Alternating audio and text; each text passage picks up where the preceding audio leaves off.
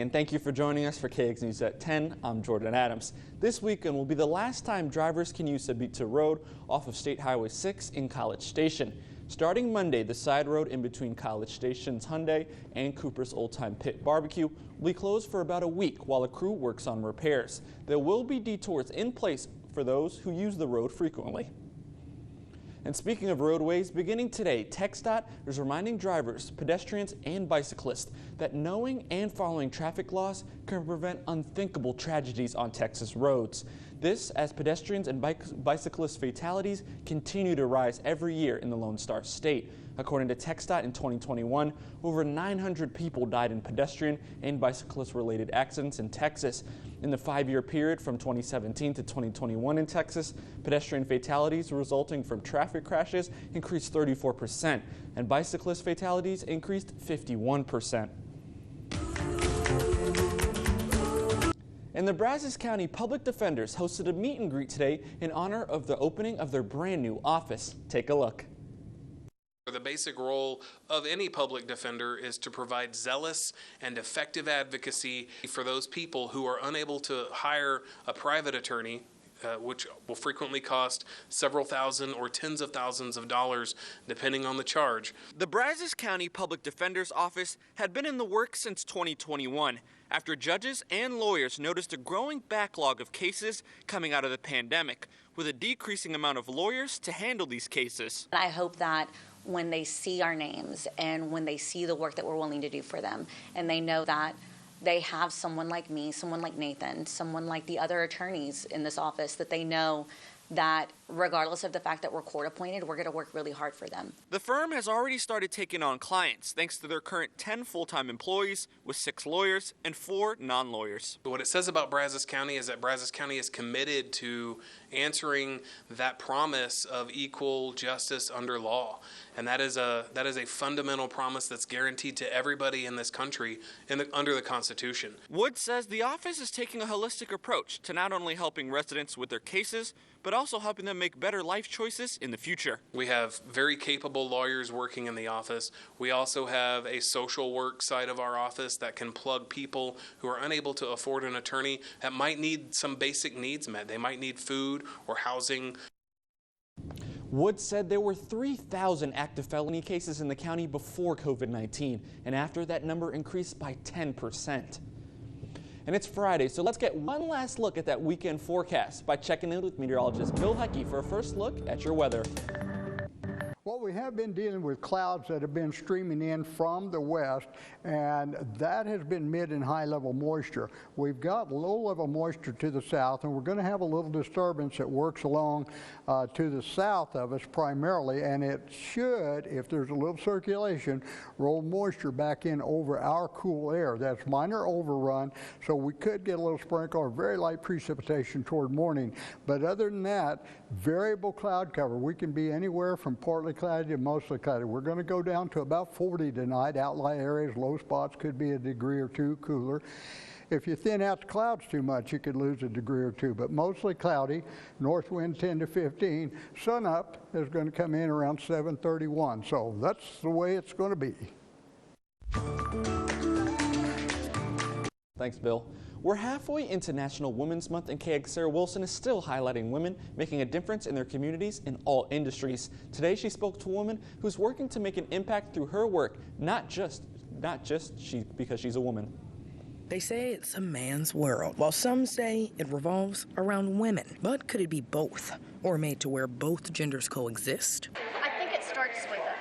Brandy Norris has been in law enforcement for over 2 decades now, with the College Station Police Department before retiring in 2020. Now she's the first female chief of law enforcement for the Texas Alcoholic Beverage Commission, working to break the doing your job well for a woman mindset. I never wanted to be a good female chief. I just want to be a good chief. In lieu of National Women's History Month, she pushes for women to drop the narrative of comparing their roles to men, believing that's stopping women from entering the industry and male-dominated ones alike. My contention is we need to get out of it. Because number one, what are we telling the young ladies coming up behind us? We're scaring them off, right? Because we're like, you got to work 3 times harder to be successful in this career. Growing up in the BCS community and now working in it is her blessing as she encourages men and women into the field. 25 Now she holds the title of being the first peace officer to serve as a chief in TABC's 85-year history of it being filled with men, along with the first to oversee a statewide police force in Texas, though it's not her only impact or goal for BCS. That as honored and as special as I feel to break the glass ceiling at TABC, I hope that when it's said and done that they can look back and go, the agency's better because of her, for the men and the women, not just the women. She says she's honored to be making such an impact on a large scale while working in the community she calls home. To read more about her journey and achievements, just head to KAGSTV.com. And one local woman has pioneered her way into strengthening the financial literacy of residents right here in the Brazos Valley while uplifting women in the business industry. 8 years ago, Debbie Holliday took a leap of faith when she opened her own business, Holliday & Associates. Now, as vice president of the American Business Women's Association, she helps other women gain the confidence to do the same.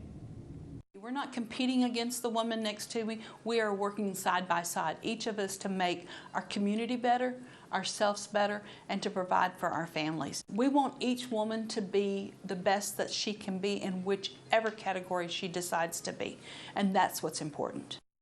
There are 3 American Businesswomen Association groups in the Brazos Valley that meet at different dates and times to accommodate to different schedules. For more information, you can visit their website on the screen below.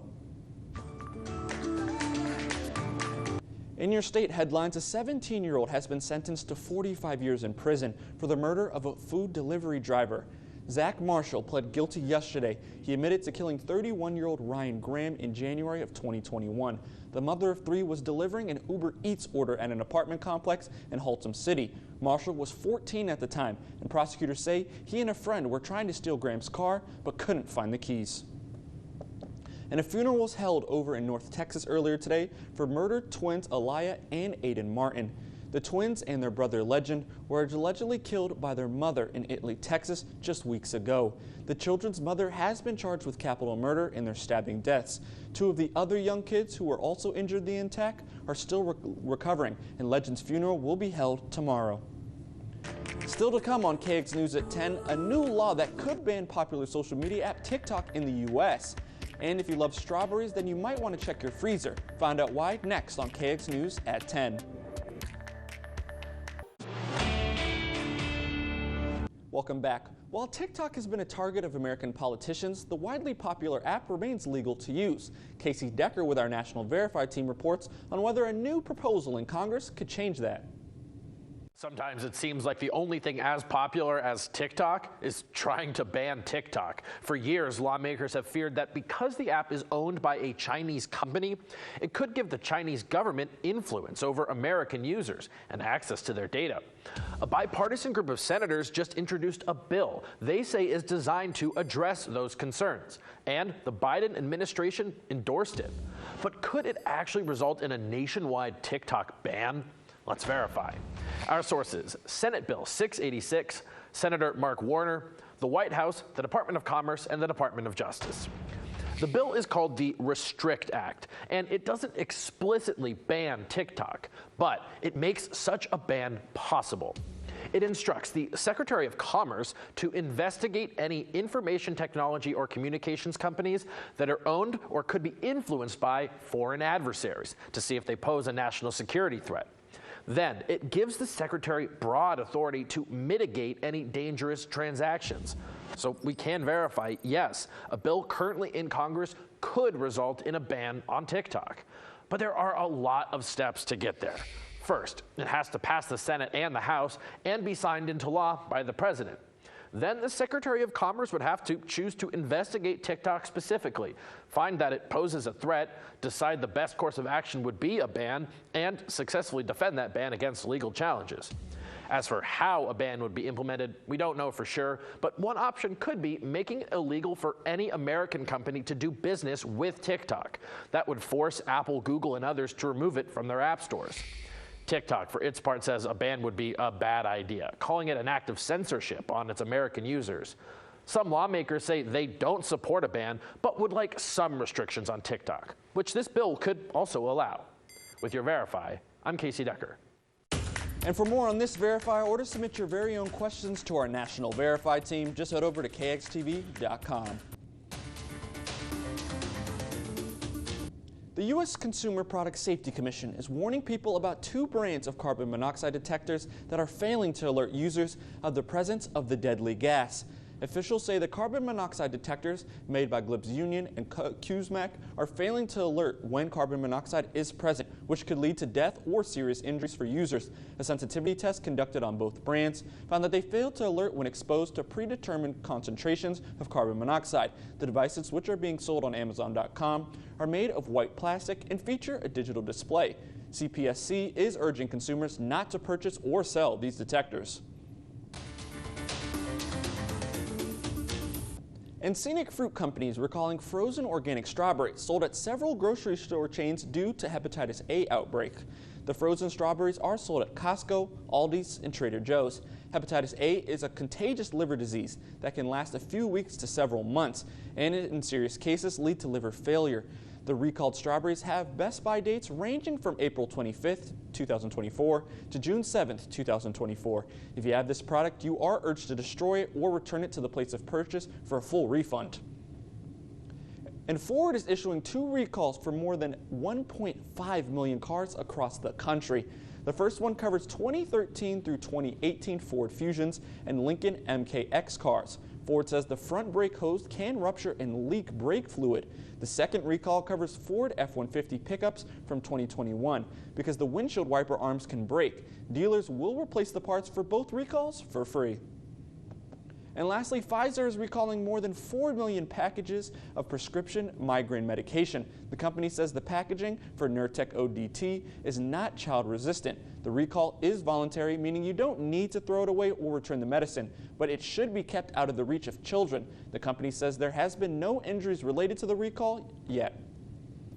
Now to a live look at your current weather conditions. Folks, we're almost here to the weekend, but keep it here because Bill has your full forecast for that weekend coming up next.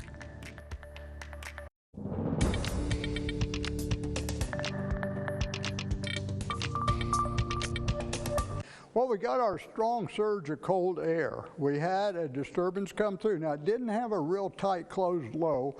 We did see some hail in parts of central Texas up near the Fort Hood area. Most of the damage was north. I saw some damage over toward Corsicana. And I had one little report of hail southeast of the Austin area, but most of it was just some real strong winds, brief heavy downpours. That system's out to the east of us. We are still streaming in activity from the west. Now, we are doing a couple of things. We've been living for a long time with a La Nina event. Sea surface temperatures have been starting to warm, so we're going to work toward what looks like a spring and maybe early summer neutral event, which means at times we can get a little disturbance coming in off the Pacific.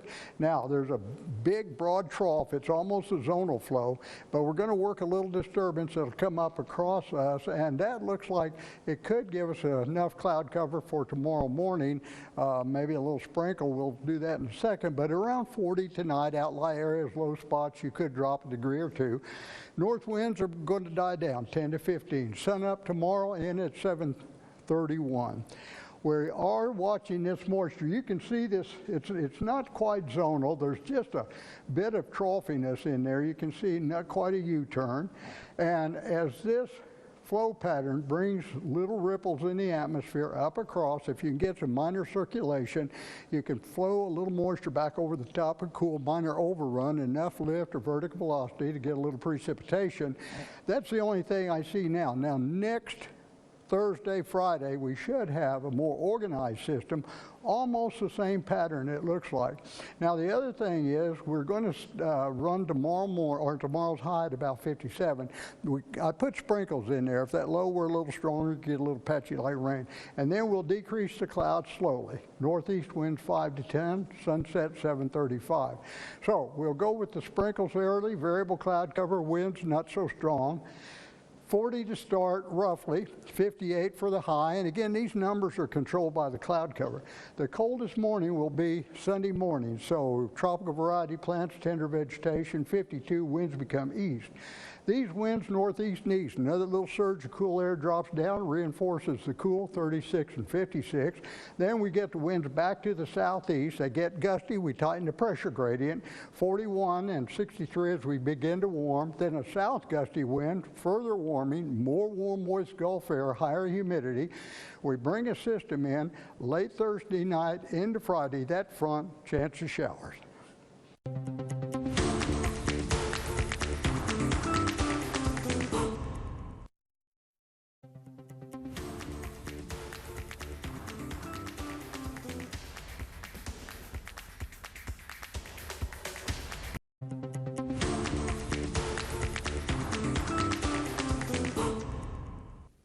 What a way to start SEC play by hosting #1 LSU. Winners of 8 in a row, though, the 15th ranked Aggie baseball team appears to be up for the challenge. In fact, A&M took 2 of 3 from the Tigers last year in Baton Rouge. Now looking to defend Bluebell Park, the Aggies are gunning for their first series win over the Tigers here in College Station since 2018. Before I can make it over to Bluebell, though, LSU off to a hot start. Top of 1, Josh Pearson right back up the middle into center field for an RBI single. Dylan Cruz scores, makes it 2-0 Bad Guys. Top of 3, they're going to add to their lead. Tommy White now at the dish. Runner on third, comes up clutch with a grounder into left field. Cruz scores once again, makes it 4-0 Tigers. And that was plenty of run support for this guy. Pitcher Paul Skeens gets Austin Bose swing and a miss. Bose struck out 3 times tonight. Then later on, Hunter Haas, he can't get a hold of anything either. Bottom of 6, Aggie still scoreless. Jack Moss trying to change that, rips it right back up the middle for a single, so he's aboard over at first base. Later in the frame, Moss in scoring position, but Skeens gets Boast. 11 strikeouts for him over 6 innings of work, no runs allowed. Looking for more runs here, Pearson rips one into right center field. Tigers would have runners on the corner with 1 out, but the Aggies did damage control there, but they did not do damage control in the ninth. This is all LSU tonight. They take it by a score of 9-0. Over at Davis Diamond now, Aggie softball hosting number 17 Georgia in a top 25 showdown. Bulldogs hot start here, 1-0 lead. Bases loaded, 2 outs. Jaden Fields. Oh, what a play by Coco Woolley, but they can't get the out at second. 2 coming to score for Georgia, so that makes it 4-0. And that's when the Aggies wake up. Bree Warren, your College Station product, smokes it to left, and it's off the wall for an RBI double. Rylan Wiggins rounding third on her horse. Gonna cross home, 4-1, A&M on the board. Same score in the third. Good to have this lady back in the lineup, right? Julia Cottrell. That's a hot shot into left center field. Trinity Cannon scores. A&M would tie the game at 4. But Georgia would find more runs down the stretch than the Aggies. Dogs take it 7-5. Same 2 teams back tomorrow afternoon. Well, we saw it, man. Texas A&M ran into a buzzsaw in the opening round of the NCAA tournament. The Aggies, that means they didn't dance very long, right, in March Madness, losing to Penn State last night in blowout fashion, 76-59. Heading into the matchup, we always said it was going to be interesting to see how the Aggies decided to guard the Nittany Lions, because normally head coach Buzz Williams, he wants the opponent to shoot 3-pointers, but the big issue, that's Penn State's ball game. And what do you know? They drilled 13 3-pointers, 8 of which came from Andrew Funk, who poured in 27 points. Jalen Pickett, meanwhile, you're looking at him, he did it all, racking up 19 points to go with 8 assists and 7 rebounds. As for the A&M offense, it was not good either. The Ag shot just 34% from the field. Wade Taylor and Tyrese Radford combined to shoot just 7 of 30. Dexter Dennis had himself a pretty good ball game. Drills a 3 there, but not near enough. Ags go down in blowout fashion. We were not sharp in our help on 22, nor our coverage on the weak side. We made some changes at half. At times it was okay. They are a good defensive team in regards to not fouling, not allowing you to get to the paint. As much as we could have been better offensively, we played with too high of a turnover rate, but our problem was defensively. As yucky as this game was, I think we will look back at what's transpired over the last 75 days with great memories. Still a heck of a season for the Aggies, no doubt about it. Now, college basketball is not over in the Brazos Valley quite yet because Sam Houston has advanced to the second round of the NIT. Picking up the first postseason win in program history, the Bearcats knocked off Santa Clara earlier this week in the opening round, 58-56.